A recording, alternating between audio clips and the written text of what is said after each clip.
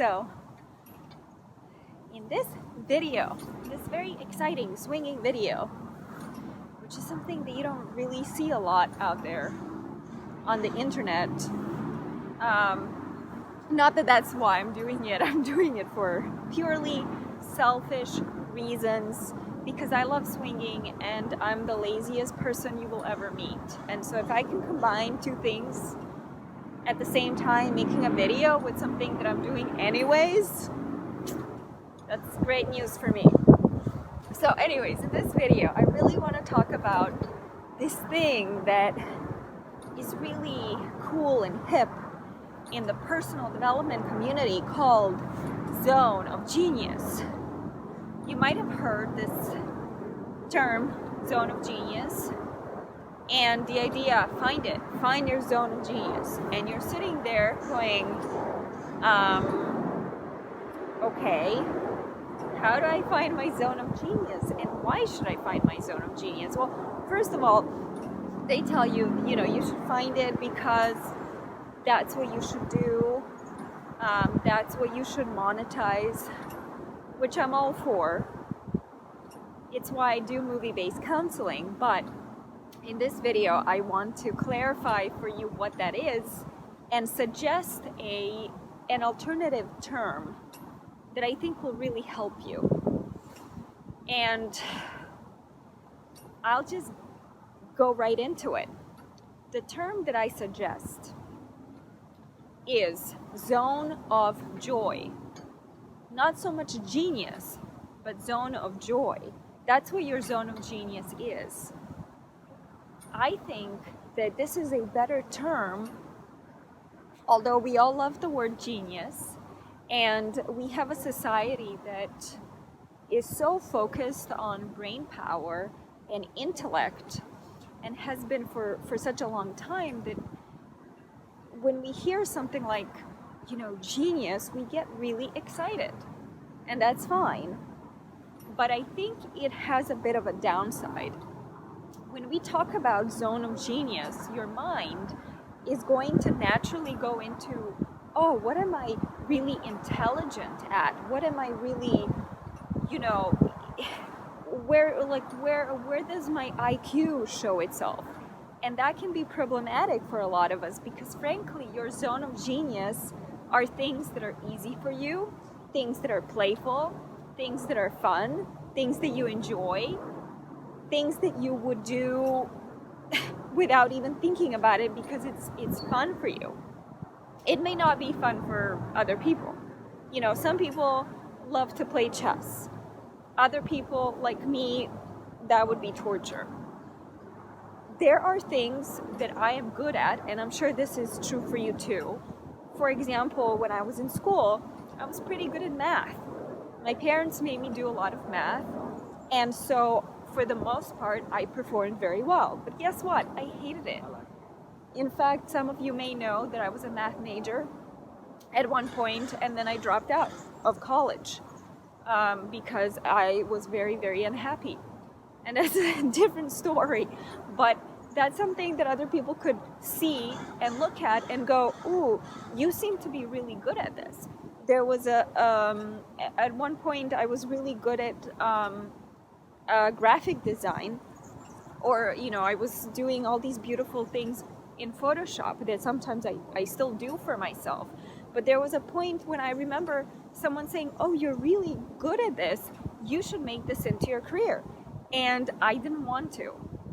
It was kind of fun for me, but I realized very quickly it wasn't fun for me doing it for other people. And that's because, when you are designing, when you're creating something, when I'm just goofing around in Photoshop and creating something for myself, I can spend hours on it and make it just the way I want it. But when I'm doing it for someone else, I want to strangle that person, because they usually come back with 100 edits, and they don't even a lot of times appreciate, the beautiful thing that you've created. They want something else. And on top of that, do I want to spend hours making somebody else's, banner? No. But that's nothing, there's nothing wrong with that. It's just that that's not really where my joy is, you see. And this is one of the issues with the term zone of genius. I love that term, and I'm gonna continue using it, and I think that you should too, but we should be very clear about what that is. Your zone of genius is your zone of joy. So you really have to get out of that mentality of, what am I good at? How do I show my intelligence? Because that's what genius is. And you have to get into the questions of what's fun, what's playful. I, for example, created movie-based counseling. Why? 2 things that are most joyful for me are watching movies and TV shows and personal development and spirituality. And I married those 2 into a methodology.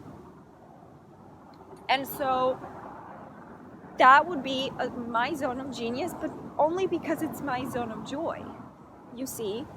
And so I want you to find your zone of joy. And if you work with me, I will help you find your zone of joy.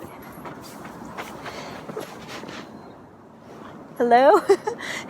Is this still going? Okay. So I want to help you find your zone of joy.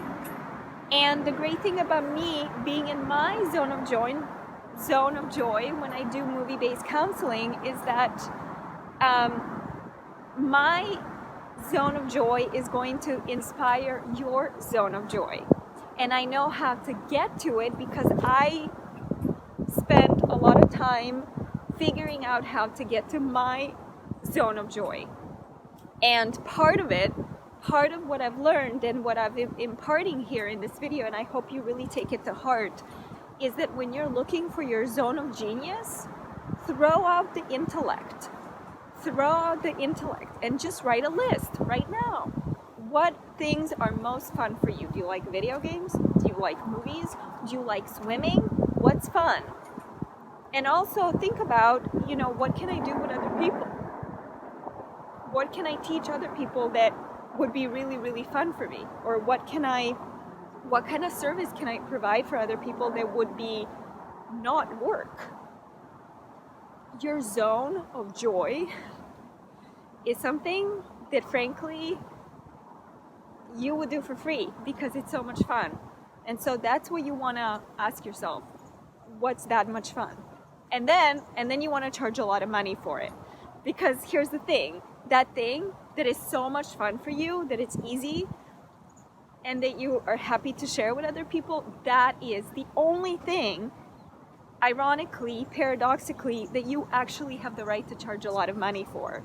Everything else is your mediocre work. Because it's struggle, it's mediocre work. Don't charge a lot of money for that.